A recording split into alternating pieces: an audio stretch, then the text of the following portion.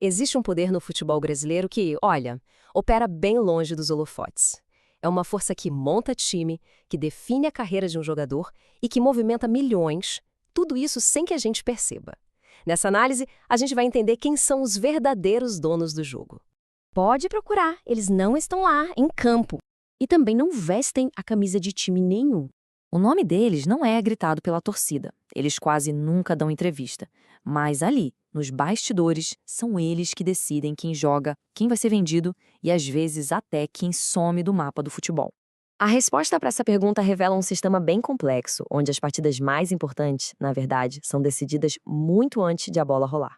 E no meio de praticamente todas as grandes negociações, dois nomes se repetem o tempo todo: Giuliano Bertolucci e André Cury. Sabe o que é curioso? Eles são amigos desde os 9 anos. E em vez de competir um com o outro, eles meio que dominam territórios diferentes.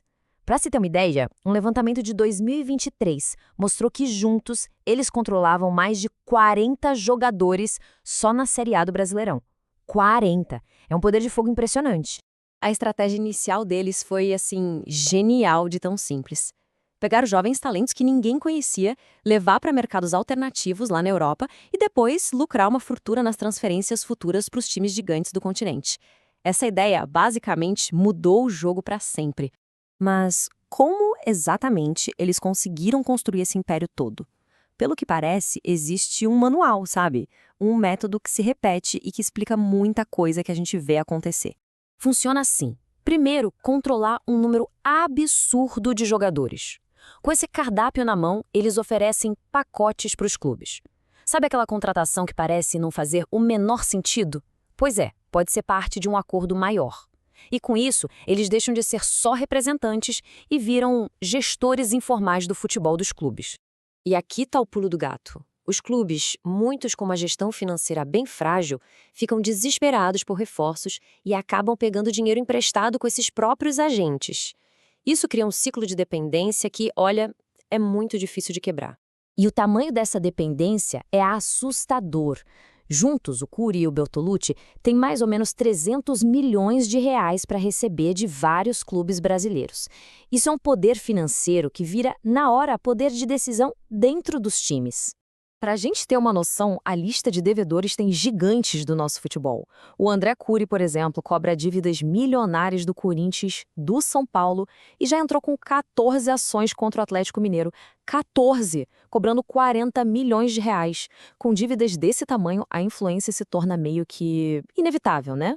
Mas essa influência não para nos clubes, não. Ela vai subindo até chegar no topo da pirâmide, o lugar mais sagrado do nosso futebol, a seleção brasileira. Quer um exemplo claro?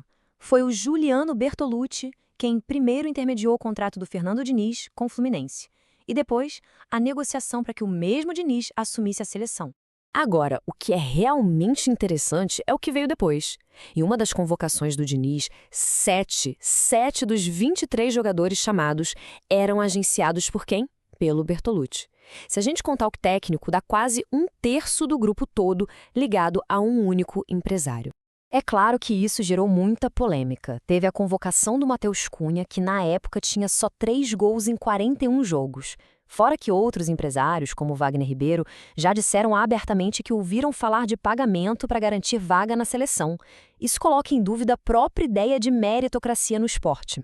E quando se tem uma influência que chega até a seleção, é natural que apareçam controvérsias e, claro, valores financeiros que são de outro mundo. A carreira do André Cury é marcada por negócios gigantescos. Ele mesmo gosta de destacar esse padrão. Em 2003, levou o Ronaldinho para o Barcelona. 10 anos depois, em 2013, o Neymar. Em 2023, o Vitor Roque. Ou seja, ele está sempre no centro dos maiores negócios do futebol brasileiro. E os números são para cair para trás. A empresa do Giuliano Bertolucci, que é herdeira da Lorenzetti, aquela gigante dos chuveiros, faturou 484 milhões de euros só no segundo semestre de 2023. Isso dá mais de 2,5 bilhões de reais em 6 meses. Mas, claro, tanto sucesso também atrai problemas com a justiça. O Bertolucci já foi acusado de lavagem de dinheiro em Portugal. O Cury, como a gente viu, coleciona ações contra os clubes. E os dois chegaram a ser denunciados num caso de desvio de dinheiro no internacional. um caso que depois foi anulado.